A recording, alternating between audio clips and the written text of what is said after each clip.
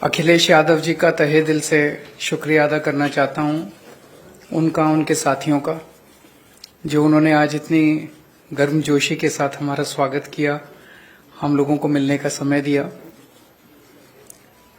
अभी उनके साथ काफी लंबी बातचीत हुई।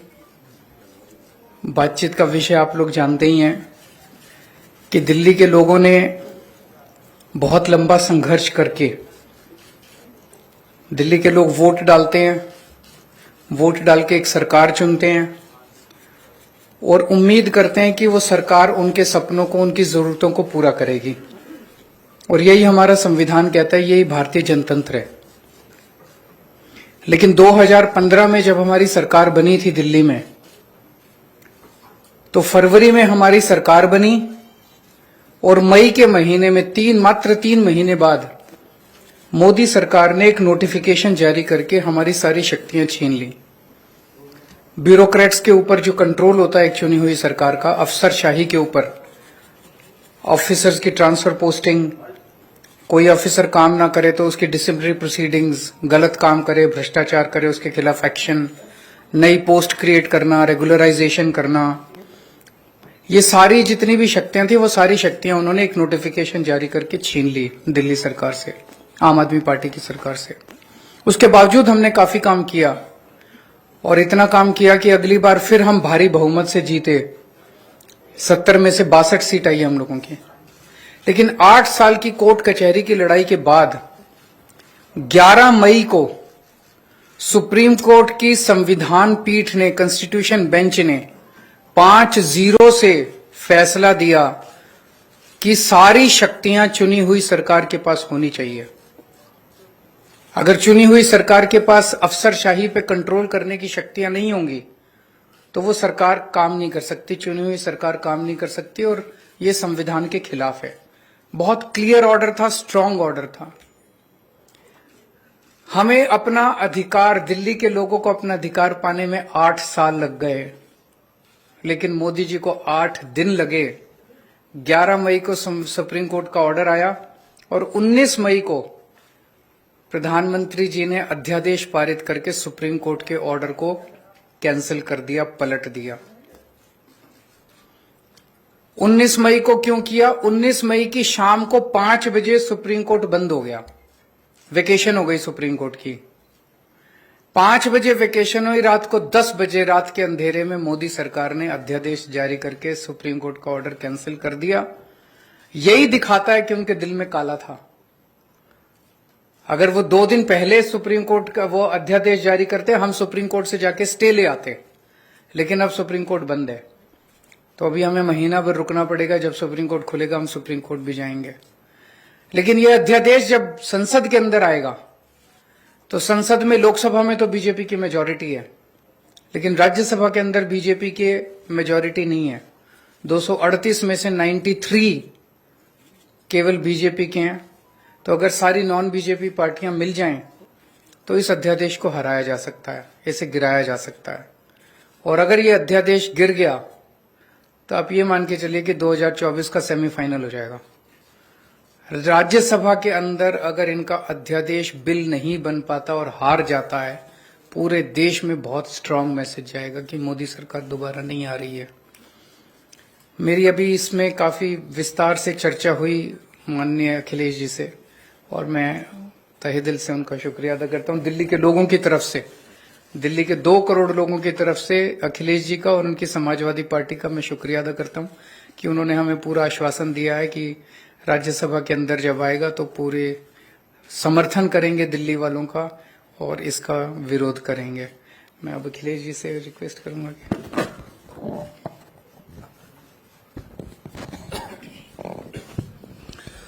बहुत बहुत धन्यवाद। समाजवादी पार्टी के अध्यक्ष और मेरे साथ लोकसभा में 2019 से मेरे साथी रहे अखिलेश यादव जी, उनकी पार्टी के विधायकगण, आम आदमी पार्टी के नेशनल कन्वीनर और दिल्ली के मुख्यमंत्री अरविंद केजरीवाल जी, राज्यसभा में आम आदमी पार्टी के सांसद भाई संजय सिंह जी और एजुकेशन मिनिस्टर दिल्ली के आतिशी जी और आप सब पत्रकार और मीडिया के जितने भी प्रतिनिधि हैं, जैसा कि अरविंद जी ने कहा, ये लड़ाई सिर्फ दिल्ली के लोगों की नहीं है, ये लड़ाई 140 करोड़ लोगों के अधिकारों को बचाने की है। एक तरफ तो हम biggest democracy in the world कहते हैं देश को, और दूसरी तरफ लोकतंत्र पर अध्यादेश की कुल्हाड़ी चलती है, गवर्नर के जरिए तंग किया जाता है। अगर इनकी सरकार बीजेपी की किसी राज्य में इलेक्शन से ना बने तो ये बाई इलेक्शन से बना लेते हैं। उनके 30-40 खरीद लो, बाई इलेक्शन करा लो, सुबह सुबह 3 बजे उठाओ गवर्नर को, ओथ लो, उसके बाद देखते रहो क्या होता है। ये आदत पड़ गई है इनको, ऐसा कई बार कर चुके हैं ये। और गवर्नर्स को ऑर्डर है, अगर 2-3 दिन उन्होंने चुनी हुई सरकार को तंग नहीं किया तो फिर फोन आता है कि आपको किसके लिए भेजा है वहां पे, आप तंग क्यों नहीं कर रहे इलेक्टेड गवर्नमेंट को। तो इलेक्टेड और सिलेक्टेड में फर्क जो है वो देश को करना है। दिल्ली के लोग भी उसी तरह से वोट डालते हैं जैसे यूपी के डालते हैं, पंजाब के डालते हैं। दिल्ली के लोगों, दिल्ली के मंत्री भी वही संविधान की ओथ लेते हैं, दिल्ली के मंत्री, दिल्ली के मुख्यमंत्री वही संविधान को फॉलो करते हैं। पंजाब में भी वही होता है। और दिल्ली देश का दिल है, वहां दिल्ली में मूल निवासी जो है दिल्ली में पूरे देश के हैं। यूपी से बहुत से लोग हैं दिल्ली में, पंजाबी बहुत हैं दिल्ली में, कर्नाटका से बहुत लोग हैं दिल्ली में, महाराष्ट्र से हैं, आंध्रा से हैं, उड़ीसा से, बंगाल से, देश के हर हिस्से से लोग दिल्ली में रहते हैं। तो इसका मतलब इन्होंने पूरे देश पर कुल्हाड़ी चलाई है। चलो ये तो एलजी कर रखा है कि फुल स्टेट नहीं है, एलजी वहां पे सरकार रहेगी। फुल स्टेट को कौन सा काम करने देते हैं। मैं अपनी एग्जांपल देता हूं, पंजाब में 117 में से 92 हमारे विधायक हैं, और हमने इस बार बजट सेशन बुलाने के लिए राज्यपाल को पत्र लिखा। उन्होंने कहा जी मैं बजट सेशन बुलाने के लिए आपको इजाजत नहीं दूंगा, पहले आप मेरा ये काम करिए, ये काम करिए। तो हम सुप्रीम कोर्ट गए, सुप्रीम कोर्ट ने कहा कि आपको बजट सेशन बुलाने के लिए इजाजत देनी पड़ेगी। उसके बाद कहा राज्यपाल ने कि जो भाषण मुझे लिख के दिया है, जो विधानसभा में पढ़ना होता है, कहता उसमें मैं माई गवर्नमेंट नहीं कहूंगा। तो जी हम फिर सुप्रीम कोर्ट गए जी, तो सुप्रीम कोर्ट ने कहा you have to read it word by word. मतलब अगर राज्यपाल ये कह रहा है किसी स्टेट का कि ये मेरी गवर्नमेंट नहीं है, तो किसकी गवर्नमेंट है फिर पंजाब में। ये राज्य भवन जो है ये बीजेपी के हेडक्वार्टर बन चुके, और जो राज्यपाल हैं नॉन बीजेपी स्टेट्स के, वो स्टार कैंपेनर बन गए हैं बीजेपी के। तो ऐसा पहले अखिलेश जी, उनकी सरकारें भी झेल चुकी हैं। ऐसा किसी भी प्रदेश के लिए अध्यादेश आ सकता है कि जी बस आप खत्म, हम शुरू। तो ये लोकतंत्र कहां गया। अभी अमेरिका के जो व्हाइट हाउस के एक बुलारे थे, वो कह रहे थे भारत में लोकतंत्र जीवित है। वो व्हाइट हाउस से कह रहे थे, यहां बुलाने की जरूरत है उनको। जिस दिन ट्रंप जी आए थे, उनकी पत्नी ने कहा मैंने दिल्ली के स्कूल देखने हैं, सरकारी स्कूल। तब स्कूल कौन से दिखाए गए, केजरीवाल वाले, एमसीडी वाले नहीं दिखाए गए, क्योंकि उनको पता था क्या हालचाल। तो ऐसे मतलब आप सबको साथ लेके चलिए, सबका साथ सबका विकास। जो जहां चुना गया है उसकी साथ दो। सेंट्रल सरकार के पास शक्तियां हैं, वो राज्यों के अधिकार क्यों छीन रहे हैं। हमारा आरडीएफ का पैसा नहीं दिया अभी तक, हमारा जीएसटी रोक रखा है अभी तक, हमारा नेशनल हेल्थ मिशन का पैसा रोक लेते हैं। हम ये पैसे नहीं देंगे, ये नहीं देंगे, ये नहीं देंगे। ये सरकारें चलती हैं ऐसे क्या। तो ये बहुत ही फेडरल स्ट्रक्चर के लिए बहुत खतरनाक है। और समाजवादी पार्टी आंदोलन से, जेपी आंदोलन से निकले हुए नेता इसमें हैं, और उन्होंने तो बहुत संकट देखे हैं देश पर। तो आज जिस गर्मजोशी से और जिस जो शिद्दत से हमें सम्मान दिया अखिलेश जी ने, हमें इज्जत दी, उसके लिए आप बहुत आभारी हैं। और हमें उम्मीद है कि लोकतंत्र की जो लड़ाई लड़ने के लिए हम इनका साथ लेने के लिए आए हैं, उस लड़ाई में हमारा साथ देंगे। और इस लड़ाई से कोई भगवंत मान, कोई केजरीवाल या कोई अखिलेश जीतेगा नहीं। इस लड़ाई में जीतेगा तो देश की 140 करोड़ जनता जीतेगी। जी अखिलेश भाई।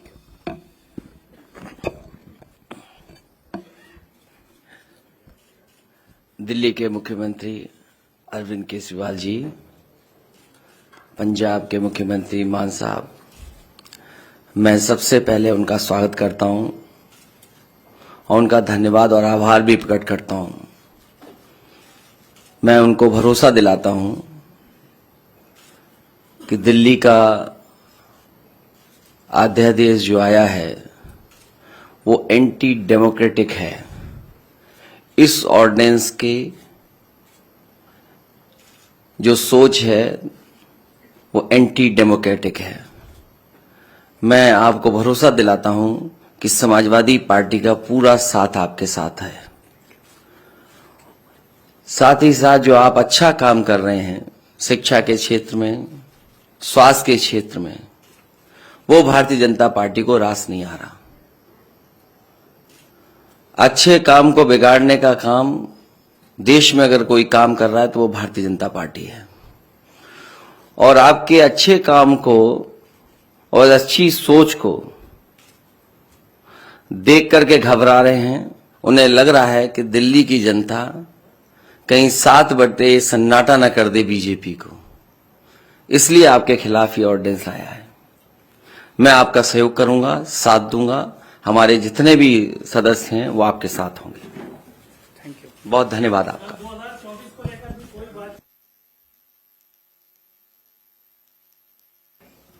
आज उसके बारे में कोई बातचीत नहीं हुई। आज हमारी इस अध्यादेश के बारे में बातचीत हुई। बाकी हम सब लोग साथ हैं। देश को बचाने के लिए हम सब लोगों को मिलकर जो भी करना पड़ेगा हम सब करेंगे।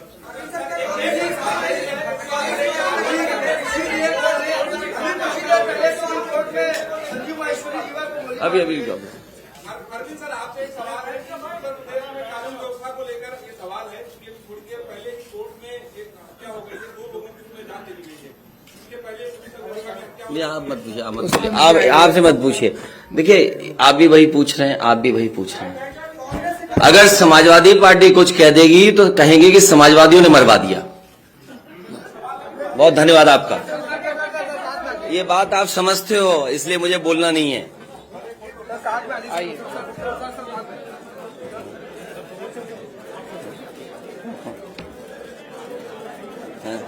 Thank you. Thank you, thank you.